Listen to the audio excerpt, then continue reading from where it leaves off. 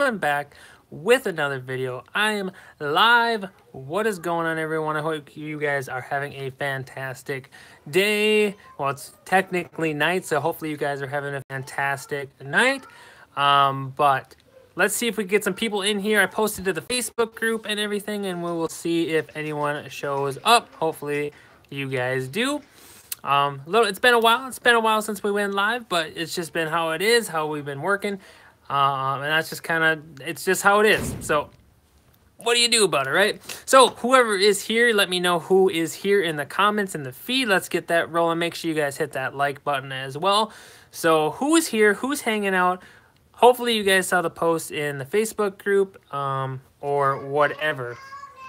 It's Wednesday, so you guys know I'm not at home. I'm at the kind of the library thing here, whatever, and the internet isn't always the best. So make sure you guys let me know right away if the internet is cutting out, because if it is, then we'll pick it up another day or whatever. But you guys got to let me know who is here, who is in the comments, who's hanging out.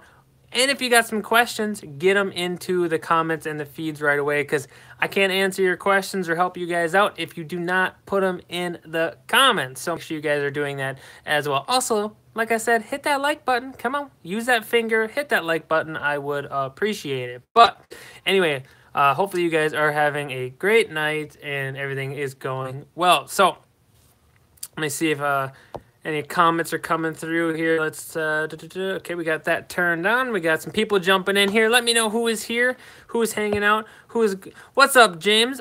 Hola. He says, hola. Well, what's up, James? Thanks for jumping in here. Thanks for hitting that like button. It's been a while, James. It's been a little bit. We've been busy. What's up, Mark? What's going on, Mark? Jennifer says, what's going in? Whoa, wait, whoa, what's going in where? What's going on? What's going on, guys? Yeah, it's been a while. Been very busy. It's not necessarily like a good excuse, but it's true. I've been busy. I probably could have found some time here and there, but right now I'm really just getting back in the FBA grind. That's the honest truth is just trying to push out shipments and going to the cities pretty much every weekend and pushing out shipments after shipments. I got to get the numbers to where I want them, and the only way to do that is to focus and really, really grind out the shipments. And that's just the real answer I'm going to give you guys. I told you at the end of the year this last year, I took some time away a little bit from FBA, not like completely, but I wanted to focus on some other things as well. So I had more time to go live like every day and everything. And just right now, I've been really grinding out boxes. If you guys are in the Facebook group or the Patreon, you guys will, I post in there showing kind of what I bought and what I'm going to be sending in and things like that. And it's been just really busy. I got 1, 2, 3. I'll have to count. Let's say probably like 5, 6 boxes going out tomorrow, FBA, and it's a little different because when you do like RA, right? We'll talk about RA for a minute. When you do retail arbitrage, a lot of the times you're buying like 15 items, let's say, of one item. Okay, so it's really simple. You scan it, you label it, it's brand new, it's in the box, it's really easy. But when you're doing a lot of thrifting, because right now, that's what I'm doing, a lot of thrifting right now for the price points and the ROI and everything. Some of it's a little longer tail, but it's still, the ROI is really, really good. It's a lot of one item. So say there's 300 items RA. That takes like not that much time because let's say you have 300 items, there's probably going to be like 20, 30 SKUs, right? That's it for the RA. Like you scan one, that's really like doing 10, 15 items. And it's pretty simple that way. But when you're doing thrifting, it's a lot of one-off. So it's like one board game of this, one board game of that, one Polaroid camera, one whatever, so on and so forth. So it's each item's got to get scanned, or each item has to be typed in, or whatever. Especially if it's used, like a TI-83 used, you got to state, condition, blah, blah, blah, blah, blah. So each individual item takes longer. So that's why with RA it's faster, but right now I'm doing a lot of thrift stuff. So it's a lot of, used stuff, cleaning, a lot of new stuff, but it's one-off, so it ends up being a lot more work than, let's say, RA. But the ROI is 10 times better a lot of the time. So I don't know if that makes sense to you guys. Hopefully it does. But so yeah, I've been pretty busy with that. And I've been focusing on a few other things. My Amazon merch is doing pretty good right now. Like right now, this week or whatever it is, I have like close to 15 sales for about $50–$60 in profit or royalties. So that's been going good. I'm trying to put a little bit more time and a little effort into that as well. So there you go. That gives you a little bit. I did put out a video today. Hopefully you guys watched that video. Some stuff I sold on eBay recently. And that's another thing. I'm focusing a little bit more on eBay. And I got a lot of things going on. But anyway, I want to hear from you guys. It's been a while. Let me know how you guys have been, how your sales have been, anything you guys want to discuss or you guys want to talk about. Get that stuff into the comments right now. Also, hit that like button. We got a lot of slackers not hitting that like button. It does help me out. Make sure you guys hit that like button. So, what do we got here? What do we got here? James says he sold 4 shirts this week. Very. James, that's not bad, though. It's kind of this weird thing that'll happen. Like, a lot of times when you... I'm curious if is it the same shirt or multiple different styles, different versions. Because, like, for me, I have a lot of shirts that, are, like, I have 2... one sold 5, another one sold 5, another one sold 3, and another, a couple sold 1 and 1. So what happens, I think, is you get 1 or 2 sales on a shirt. Obviously, the sales rank is going to get better, and it's going to move farther up in the search bar. Excuse me, I can't talk. I'm kind of tired, but it's going to get better ranking in the search and everything, and that one should just sell more.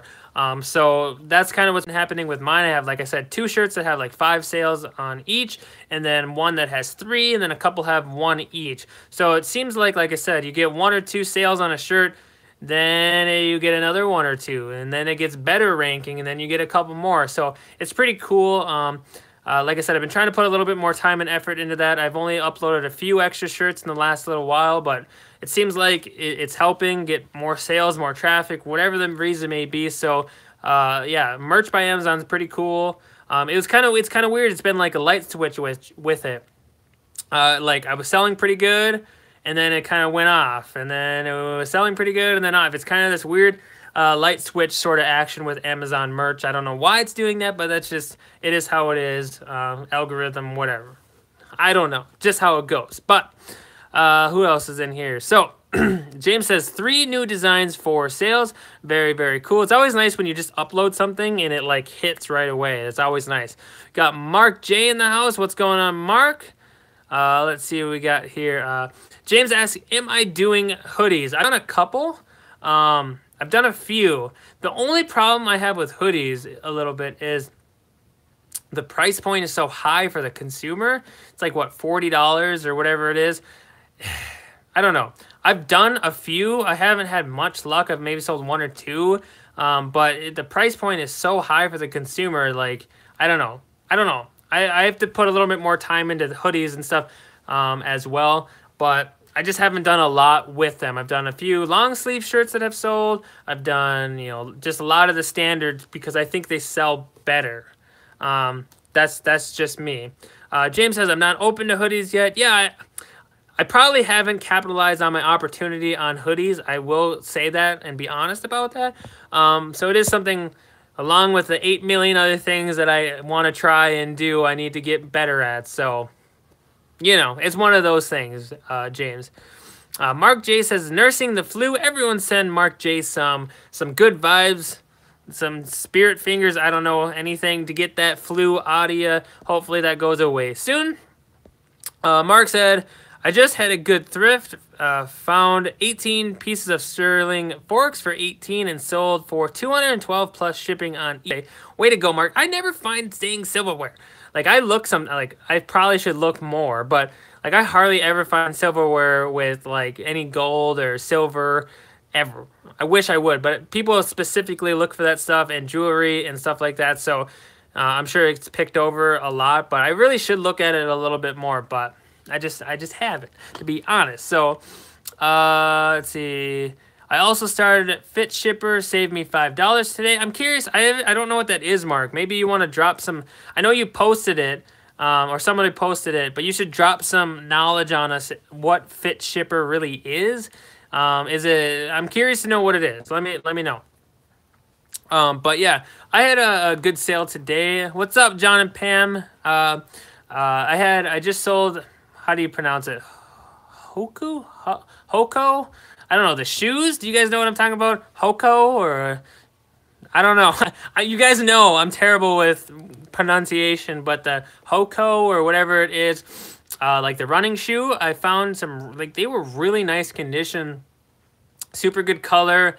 I don't know, like someone just didn't want them. I don't know. And you know, I looked them up. I kind of knew before that, like, a hand that they're a decent brand and everything. Hoko?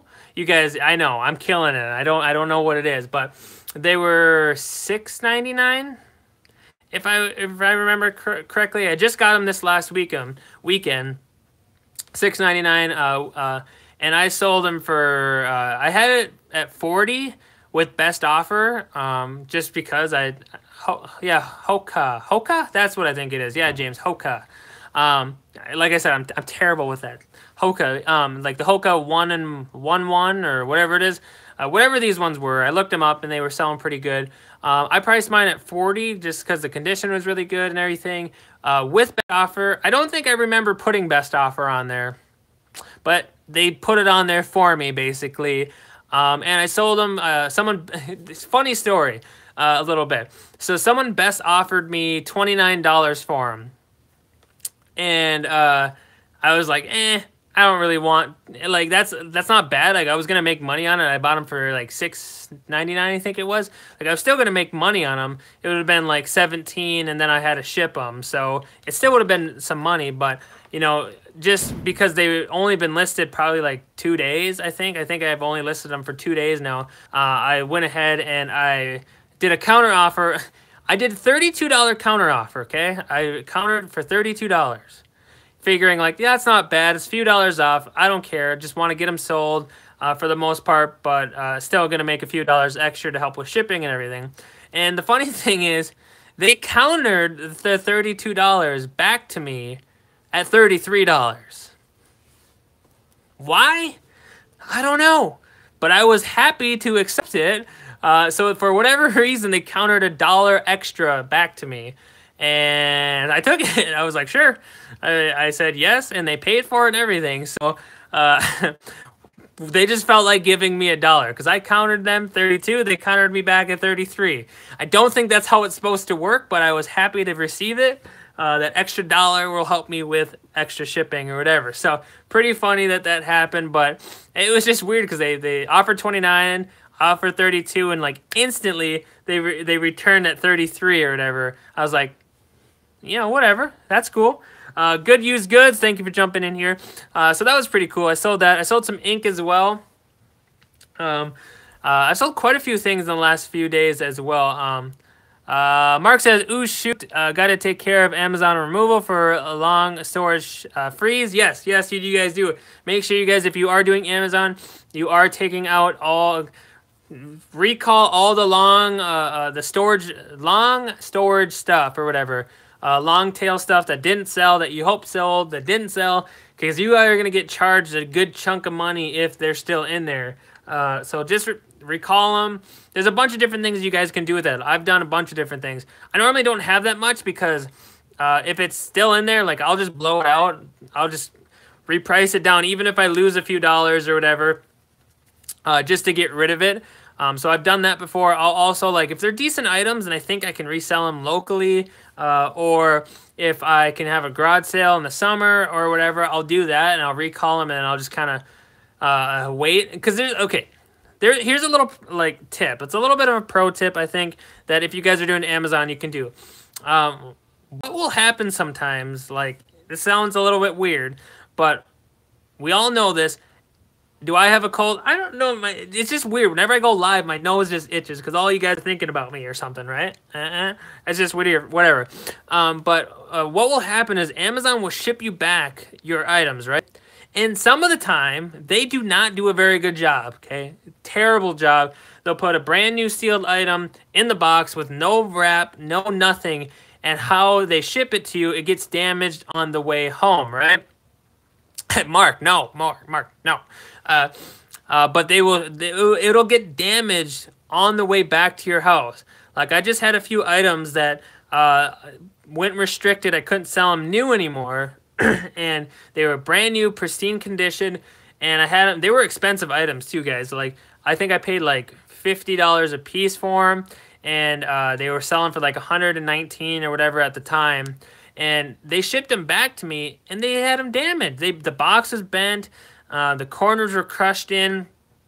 It was a little item. It was like this big, and they threw it just in a box like this big, with nothing in it. And so they're just rattling around, getting bumped, getting dented, all that stuff, right? And they shipped it back to me. And what you guys can do is you can make a claim to Amazon. You can ask to get a reimbursement for their poor quality of how they shipped those items back to me. Now, here's the thing, the crazy thing. They shipped them back to me.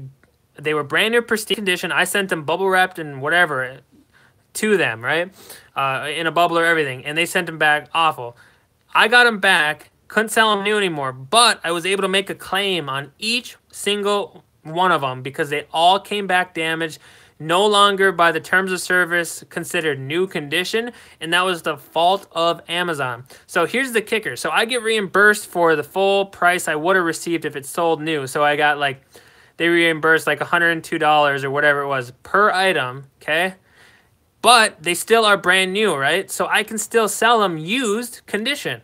So you get paid kind of twice. Does that make sense to you guys? And that's how it goes because they damaged it. So there's no longer new, but they're still good condition, and you can still sell them used. So that's a little pro tip for you guys to think about. Now it's a little different when you're doing like the storage fee one, because they do have a thing where if they ship them back to you, you can't ship them back in for 3 months or whatever. Maybe I forget what it is because they don't want items sitting there. But remember, if they ship that item back to you and it's completely beat up, destroyed, the corners are bent, it's no longer in the condition that you sent it in at, and that's their fault for shipping and everything, make sure you guys put a claim in there. It's very easy to do. You basically, like for me, I just go help. I hit the help button, go to the bottom, says get support. Then I hit FBA, and then FBA issue, and then I write them an email. And it normally works pretty well. But don't take advantage of it, guys. Really, if it comes back to you in the condition it's supposed to, then leave it alone. But if they do, if those items were really expensive items and they threw them in a box, they completely got damaged. The box itself got damaged. So that is a fair game. They did not take care of my items that I'm paying them for. They did not take care of my items. So that's fair game. So try not to take advantage of it. Try to do it correctly. But for all like I said, if they do damage your items, make sure you guys do make a claim and you do get reimbursed for it. It's super important that you guys do that. Mark says you need to do a how-to video on starting an FBA, Amazon FBA, start to finish. Mark, it is tough. It is for sure tough. Part of the thing is, though, is you guys got to take a little initiative too, and do some research and look into it, because you got to learn the process a little bit. I have no problem helping you guys along the way, and maybe I'll make a video helping do that with it as well. But some of it is going to be a learning process that if you don't understand it or realize it or kind of figure it out a little bit on your own, you might get really lost down the road, if that makes sense. So, but if you got questions and everything, I have no problem at all. Okay, I have had that happen. Plus side was a payout. Flip them on eBay. Don't forget all the free boxes and packing material when the items come back. Yeah, good used goods. Yeah, it's absolutely true.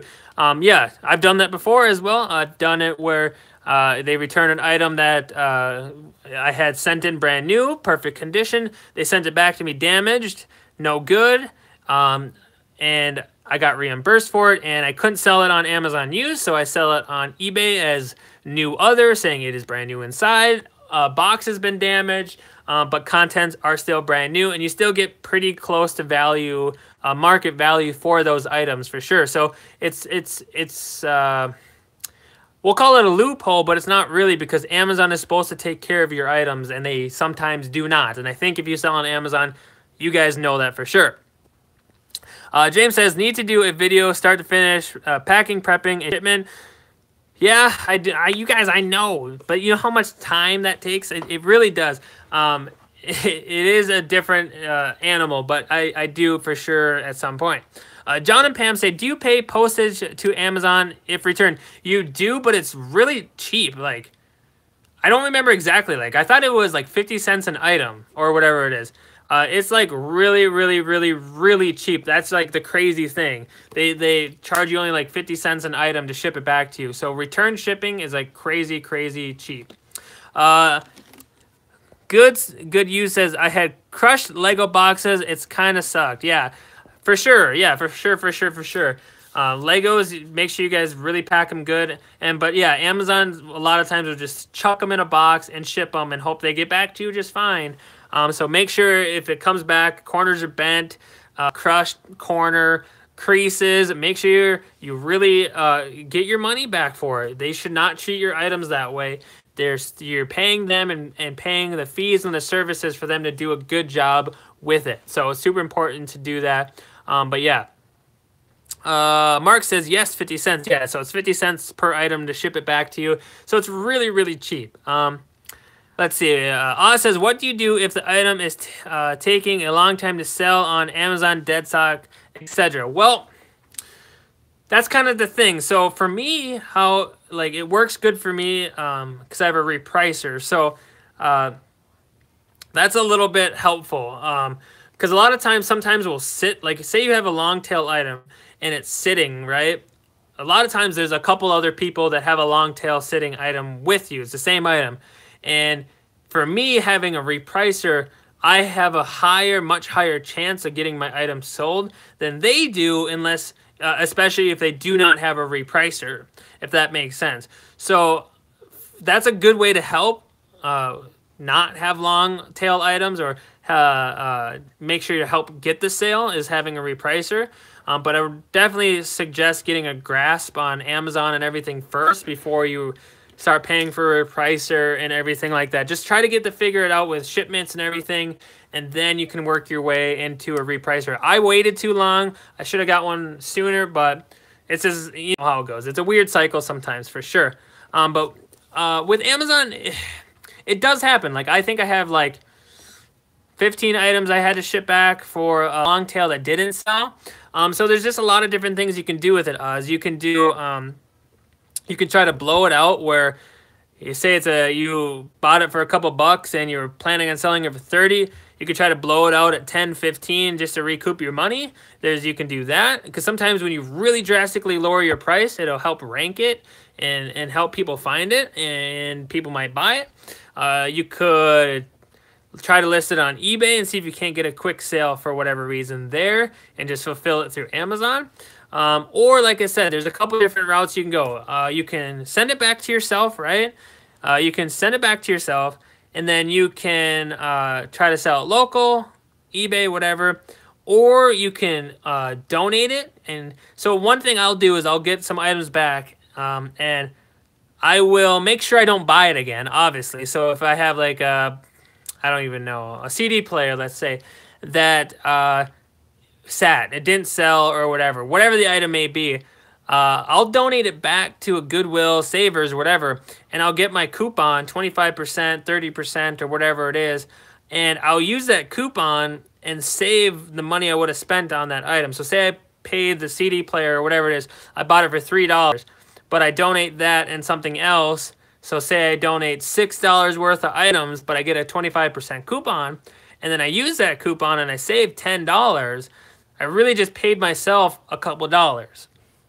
So you can do that. That's one way to kind of fix it, if that makes sense. You can actually make a little bit money on that end as well. Or you can give it to a friend, donate it to someone in need. You can have a garage sale, a flea market, any of those things. There's always a way to get rid of it, or find a better way for it. And you got to think of it this way. If you bought it, you thought it was a good item, right? You thought it was going to sell, or you thought it was a good item, or there's a use for it. and maybe Amazon you couldn't sell it, but eBay you could, or you know someone that could really use the item, and you might not get money back, but you're going to get happiness from them and from yourself, and later down the road, maybe they're going to help you out too. So kind of think of it that way. You could, like I said, give it to a charity. There's a bunch of different things you can do with it. Also, you can write it off in your taxes. Say you donate $50. Don't lie. If you paid $30, $10, $15 for the items and you donate them back, just claim what you said, $15 or whatever it is, and then you can claim that on your taxes as well as getting a coupon. So, like to a Goodwill, because they give you the receipt, they give you the coupon, and they give you a tax receipt. So if you donated $15 worth of goods, the price you paid was $15 or whatever it is, and that's the value of it. You get the coupon, you save a few dollars when you purchase an item, and you can write off $15 in goods on your taxes. So it's kind of a double dip there as well. So there's a bunch of different things, like I said, you can do with it. Those are just a few. Jonathan says, been considering Amazon, tried Merchant Fulfill, getting a few things together to try FBA. Very cool, Jonathan. Yes, it is a completely different animal and something that has a huge learning curve and process. But once you figure it out and once you start doing it, things become easier. Some things become harder, but once you figure them out, it becomes easier. So good luck to you. If you have questions, post them in the group. I'll try to help you out as much as I can. Oz says, buy 100, sell 80, 20 sitting, etc. Just thinking. You know, it's a little different, Oz, with Amazon. You know, normally if you sell 80 of an item, chances are it's a good selling item, and you should be able to sell the other 20 at some price. What will happen is you'll buy one or two of something that's high ranking, and that won't sell. God, my nose is just itching. Ugh. And that won't sell. And then you just try different things. Cheaper price. That's really a big factor. Just keep going down on the price till, you know, you either break even or you make $1 or something. Sometimes that just happens and you just got to be okay with it. Sometimes you lose money on things. Like I had an item recently that I thought for Christmas was going to be a really good item, and I bought 2 of them because they were hard to find at first, and then they, for whatever reason, became in stock. I'm not allergic to you guys, but it's just the weirdest thing. Whenever I'm going live, this nose just itches. It's just the stupidest thing. Anyway, but I had an item that was RA that I thought was going to be a good item for Christmas because at first it was hard to find, and then for whatever reason they just, bam, tons of them in stock, right? Plus they ran a sale on them or whatever. And I bought them at, I think, a little under 30 a piece, right? And I sent them in, and by the time I got them sent in, they came into stock. Other people found them. It was just a bad buy, but I was holding them. I was thinking someone's gonna go out of stock. The price is gonna go up. Christmas is gonna be, you know, whatever. You're not gonna find them, whatever the case may be. And it just didn't happen. And I held on to them too long because if I would have sold them back then, I would have lost like $5 on them or whatever. I would have just lost $5, whatever. It is what it is. But I just sold them at $24. $24 a piece, you guys. That was the sale price, not after fees or anything. So I learned a little bit of a lesson on that one. It's just how it happens. Sometimes things just like that happen. But it just didn't make sense to return them to me and whatever. It was just too long ago. So I just want to get rid of them. And I sold them at $24 a piece. So I lost probably like, I don't even know, like $15 or $16 on each of those 2 items. So that kind of sucked. But yeah, it sucked. The market sucked, I know. But it just happens sometimes. But what do? It just you try not to obviously have that happen, but it does happen once in a while. So like I said, I shouldn't have held on them too long. I was just hoping, instead of just being realistic and just getting rid of them, to lose a couple bucks. Instead, I lost like 15 each. So that sucked. But that's just how it happens. So Jennifer said, I'm going to kiss a fool, huh? Whatever. Mark says hello. But yeah, that's a good question, you guys. Good questions on the storage fee and everything. Because if you don't, they just charge you like, I forget what it is per cubic feet per item, whatever it is. It can be quite a bit. If you have a lot of inventory that's been in there for a long time, then You could pay, like, I know some people that pay a couple $100 every time, and it's just like crazy, but they sell out eventually, and it's whatever. Us as what, you thought you were perfect? I mean, come on. I mean, I was hoping I was, but no, not perfect. You guys all know you. We all make mistakes. Happens all the time. Whether you buy something and you didn't check condition good enough, that happens sometimes to me still. It happens all the time. You just gotta realize it and not dwell on it. Like, you're gonna mess up. Like, it happens. Like, things happen. Like, I get heated sometimes in the moment where I miss an item and someone else buys it or whatever, because I want to be good. I want to be the best I can. So sometimes I'll get heated in those moments, like the time I was at a garage sale and I found a couple really good items, and for whatever reason, somehow I didn't look good enough at this bin that had a Wii U in it for $20 with some games, and someone bought it. I was upset. I was a little upset. I still made like good money from that garage sale, but I was upset that I missed it. You know what I mean? But it happens. You gotta just let it go. Just let it go. I'm still mad about it, but you gotta let it go. Let it go and move on. But it just happens sometimes, guys. You gotta move on. Try to be better next time. So, what's up, Deb? Thanks for jumping in here. What's going on? What's going on? But yeah, I mean, like I said, we all make mistakes. It happens. Try to learn from them and try not to get too mad about them, even though I get bad about them. I was a little bent out of shape. I was a little upset because what you guys got to realize too is, like, I explained this before, but like when I go to the cities, like I'm driving 2.5 hours, and I literally am trying to find the most, like as much, like as many items as I possibly can, because I have to take that time and really, that's my time for, like, say for the week. Like, it's a couple days in the cities. Like, that's it. That's all I got. Like, I can do some sourcing around my town and stuff, but the amount of items I can get is nowhere near what I can get if I drive to the cities or whatever. Like, nowhere near, like, close to quantity wise. So when I'm gone to the cities, like, I gotta just go. I gotta get as much quality items as I can. I just gotta buy all the items I can, just because that's my shot. That's when I got to do it. It is whatever. I just got to do it. So when I miss an item or I forget an item or I mess up, it's a little bit more severe than maybe for some of you guys that live in a big city or a big place where you can easily return it or you can easily go back the next day. Like for me, I drive 2.5 hours.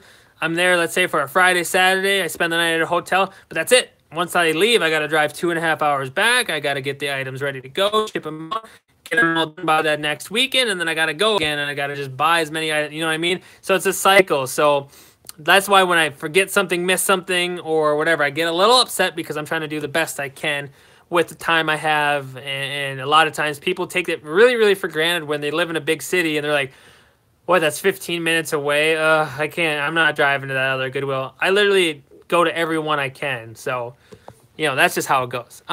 Jennifer says, I went to two Walmarts yesterday and scanned a million things, and there were no good deals. Now, Jennifer, I'm curious to know what a good deal to you is. Because for an RA person, let's say, whatever their specific number is, let's say ROI only needs to be 50%. So if they buy a $10 item, they only need to make $5 off of it. You know, things like that. So it just depends on the numbers and what you're comfortable with.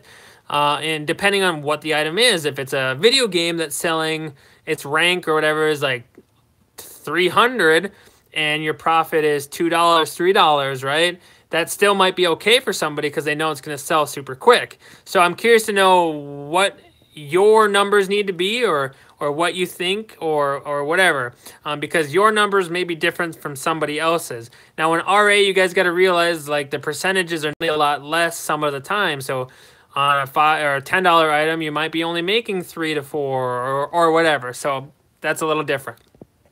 I was busy buying a laptop for 20 as at the same time at the garage sale, I watched a buddy buy N64 with like 20 games for 50. It was a nice Jenga green one. Ooh, good used goods. I know how it feels. That's like the same thing. Like, I bought when I was at that garage sale where I missed that Wii U for 20 bucks. I still bought a Neat. I think they're called Neat receipt scanner or whatever. I bought that for like $5, and they were selling it like 100 at the time used. So I mean, I still got that. I still got a few other things, but I was like, nah. If I would have just got that too, you know what I mean? But it happens all the time. That's why you got to just rush in there and get the good stuff. What do we got going on here?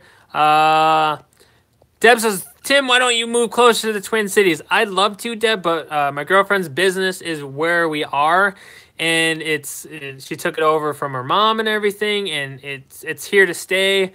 So it's not like we can really pick it up and move. You know, it is. We basically are here, and we're gonna stay here, and her business is here. So you know, my stuff is much more flexible. Yes, I wish I could just live down there so I could go every second of every day, but just not how it works, what our situation is. But that's just a huge thing for you guys to realize. Know your situation and make it work for you. We make it work for us, and it works good for me. Yes, it's a little sucky sometimes. Sure it is, but we make it work, and no excuses. Yes, it would be nice, Deb. I agree, but her business is here. We can't move it. So there you go. Jennifer says, something good to send into FBA. I'm not sure what you mean. Are you saying like when you scan it, they were selling for 15 and you're only going to get 12 after fees? I'm guessing that's what you mean. Says, bought 2 giant Barbie dream houses, new in box. I think our first RA of the year. Very, very cool. And something I want to tell you guys, you can RA on eBay. It's a real thing, okay? It happens. I've sold things RA on eBay that I was restricted and couldn't sell on Amazon. This is a while ago, but I bought this item for $10 a piece on clearance, and I was selling them. I couldn't sell them new on Amazon for 70, but I could still sell them new on eBay for 15 of them, and they all sold within like a couple days. Like I said, just don't always figure it has to go on Amazon. If you don't sell on Amazon, you're going to probably get a better price and better sale velocity, but you can do it on eBay as well, especially if the pricing makes sense and the shipping makes sense for sure. Mark says, for 15 items are only $11. I will put them on sale and add better keywords. Very good idea, Mark, for sure. Yeah. Jennifer says, I'm going to a flea market this weekend and try that. Very cool. Yeah. I've done okay. There's not a lot of flea markets where I live. There's like 1 or 2 big ones that happen, but they're normally in the cities or something. But there is one that's like a flea market that's there all the time that I go in there sometimes, and I'll find some items. Not all the time, but some of the time I'll find a few video games. I did go there once, and we made a big deal. He had like an N64 with a bunch of games. He had Chrono Trigger for the Super Nintendo. He had a bunch of Super Nintendo games. I think I spent like a couple $100, and I made quite a bit of money on that deal. That was pretty nice. But he hasn't really had that kind of stuff recently, so flea markets can be okay if you know what to look for. Make sure you guys really check your items good at the flea market. It's just a general rule, because especially if it's outside, you don't know if the elements have got to anything. Because I have gone to one when I was in California, I think it was, when I was visiting my aunt. We went to one that was close by, and someone was selling a bunch of electronics, but it was very, there was a lot of dew and mist almost going on because of the humidity, and the electronics were like damp, and you know what I mean? Like, I couldn't trust them. They probably work. Some of them probably still work, but just really check it and make sure that everything's working properly, due to the fact that sometimes those things sit out in the elements and they might dry after it rains, or they couldn't get the tarp on quick enough. So really just check those items and make sure they're still good. For sure. But yeah, I wish there was some more flea markets around here. I'd go a lot more, but it's winter half the year. It sucks. Let's see. Says, biggest bonus of living in Nebraska, you can ship to either coast for about the same money. That's pretty cool, Oz. Yeah, for sure. That's pretty nice. Absolutely. I wish most of my shipping stuff's pretty cheap, honestly. And you guys know I'm a huge supporter of overestimating pricing. Okay? I do it all the time for like everything. So when I buy an item, I overestimate what the price is going to be to ship it just to keep myself safe. And if it's cheaper, you're like, yeah, I just made a couple more dollars. Like, I think that's a huge thing that people should do, especially when it comes to eBay. Like if I buy something that's kind of heavy, or I think it might be a little heavy, you know, that I'm not sure if it can go first class or not, you know, I overestimate. So I'm like, okay, worst case scenario is going to be $13 or whatever it is for a medium flat rate. Like, I know worst case scenario, am I still going to make money at that mark? And if the answer is yes, then I, you know, go ahead and buy it. But if it's like no, then you really got to weigh the options a little bit. Just to make sure that you're making a good purchase. And I highly recommend that for everybody. And that's just how I am, guys. I'm at the grocery store, I overestimate. I'm like, that's gonna be tax. So, you know, if it's $12, I round up to 13. You know what I mean? Like, I just overestimate because I like to make sure, whatever. I just like to know and keep myself safe that way. And when it's cheaper, I'm like, yay, I made a little bit more money. So, Elizabeth, what's going on? Thanks for jumping in here a little late, but that's all right. Let me check the time here. We got about a little, like 7 minutes or so, about 7 minutes. So what's going on, Red? Thanks for jumping in here, Red. Just got home, saw you had a video live, which is nice. Been a while. Thank you for jumping in here, Red. I do appreciate it. I did post a video today, just a standalone video on the channel today of 5 things I sold on eBay. You guys check that out. So you guys have some extra items to look out for when you're out there thrifting or garage sailing or whatever you're doing. Make sure you guys are looking for that for sure. Jennifer says, on the Amazon seller app, there is a spot to put in your shipping charge. I think it goes by pound. Where do you find that information for that? So Jennifer, now for me it's different because I look at FBA. And I'm not sure if your settings are for FBA or for merchant fulfilled. And that's going to hugely change what the pricing is because fees are different and everything else. So when I'm looking, like, I don't put that information in just because I know my average shipping cost to the warehouses is about 40 to 60 cents per item. Like, I know that when I'm shipping my goods to Amazon, like, that's about what I pay. So I don't touch it, but you got to make sure if you're looking to sell at Amazon FBA, you have your settings set to fees and everything for FBA or merchant fulfilled because the pricing changes a little bit. And with merchant fulfilled, like, there's the whole shipping credit thing that makes things different a little bit. So it's a completely different setup you have to look at. So when you're scanning an item on Amazon merchant fulfilled, it's going to say whatever, you know, $5 in fees, right? But when you're shipping it FBA, it might say $7 in fees, but your shipping cost to the warehouse is like 40 cents. So it's a little bit different. You have to really look at it a couple different ways. Jonathan says, can't wait for garage sales. Want to get some video footage and cheaper stuff. Yeah, I love garage sales. Like, I know there's like a progression a lot of people go through where they go, you know, sell some stuff around their house, and they go to garage sales and swap meets, and then they do thrift stores, and then they do RA, and then like this thing. But I just love garage sales, man.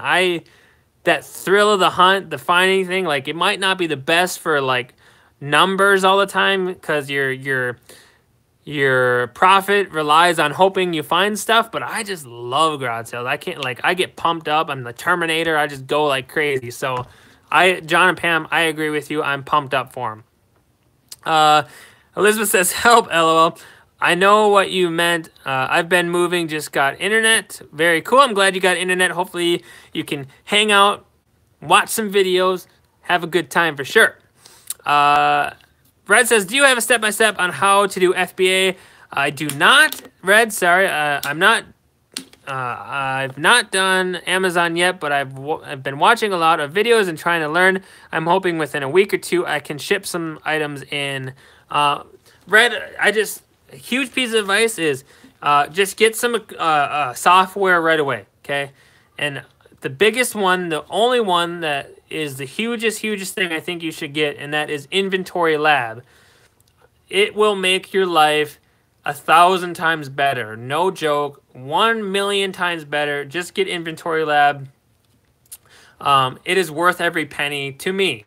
Okay, I don't have an affiliate link. I should to get a little cash from it, but I don't. But I wish, like, I did FBA for a good little while, like going through Seller Central, and oh my gosh, it was the worst thing ever.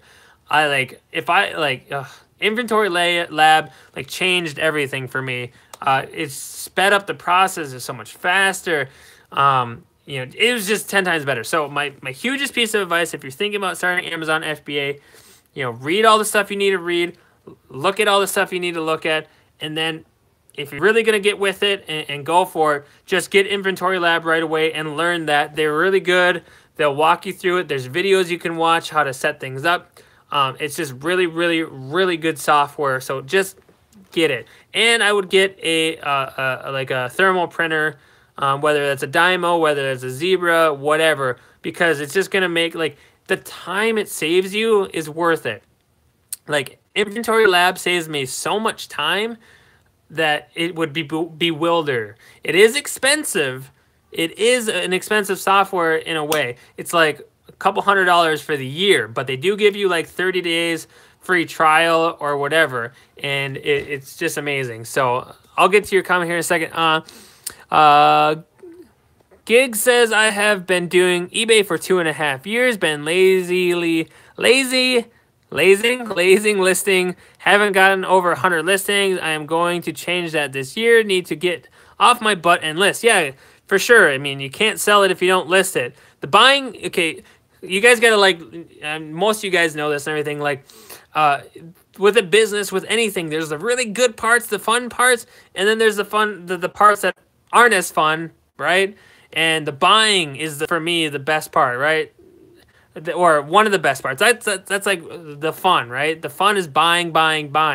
Okay? The not so fun is like listing, because it's not as fun, okay, right? It's just not as fun. Or the boxing or labeling or cleaning, whatever. Like, that's not as fun. Shipping out the item isn't as fun, but getting the sale is really fun, okay? So you got to be willing to do both. What happens to a lot of people is they come into eBay, Amazon, whatever, and they just buy. They buy. Because they love to buy. That's the fun part. Everyone likes to buy stuff, right? But then when they get home and they got a pile of stuff, they're like, now what?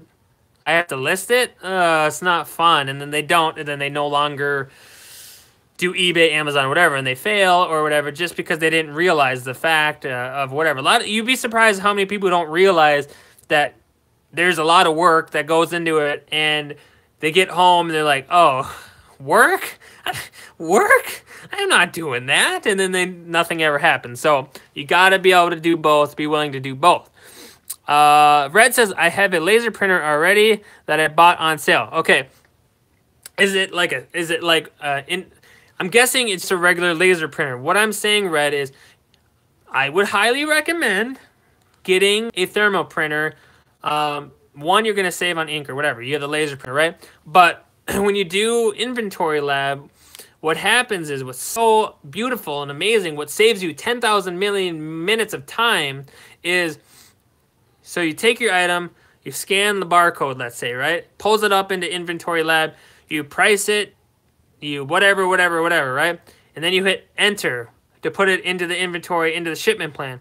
What happens is, right when you do that, that thermal printer will print off that individual label for that one item. And why that's so important is, I was doing what you're saying. I was using a printer like you with the 30 up and down labels before, right? What happens is you have to touch your product even more. Because what happens is, when you do it that way with a printer with 30 up and down labels, you can't label your items till later, after you get back into Amazon. That's when you can label it, because you don't have that actual printer set up or whatever.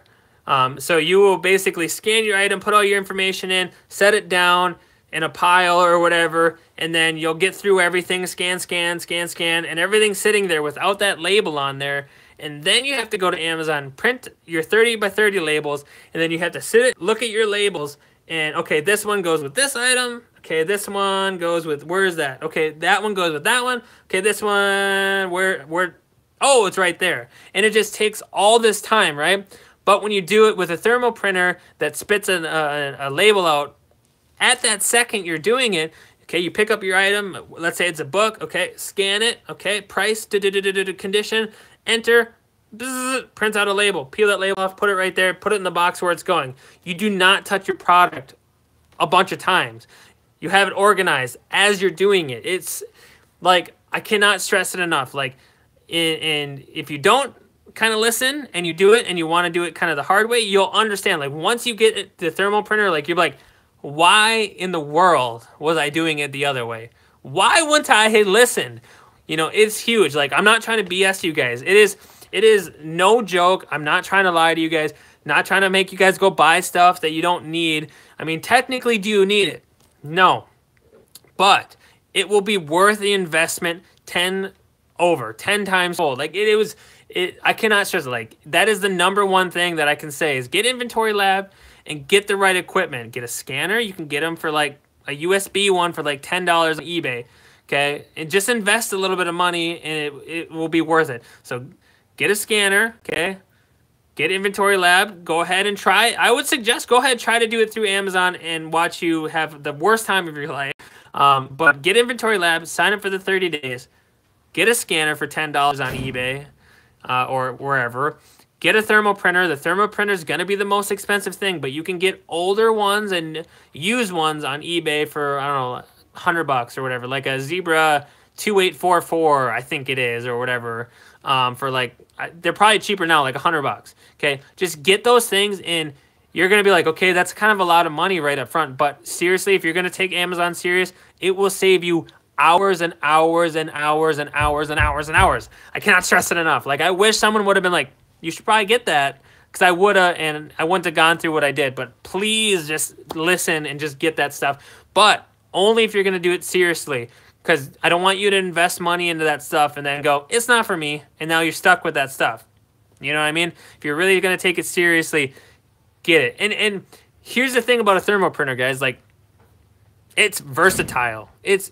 We use it for address labels. I use a thermal printer for when I sell Yu-Gi-Oh cards, trading cards online. For addresses, we make things with it. We can put designs on it. We can do so many different things. It's not necessarily just for that one thing.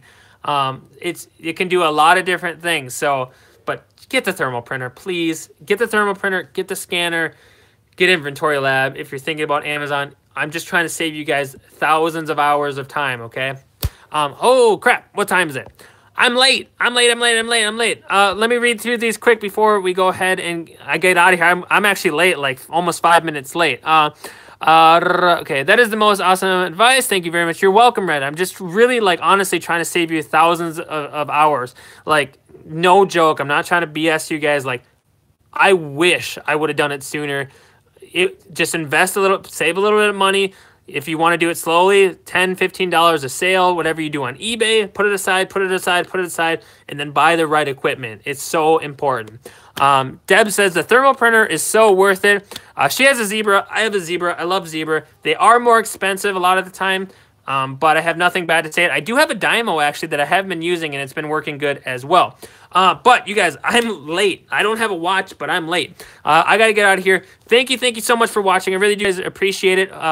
Hopefully, we'll try to get back on track with a little more videos here and there, live and stuff. But you guys know, super busy, trying to get those numbers up for FBA, and the grind is on. So, but thank you so much for hanging out. Make sure you guys hit that like button.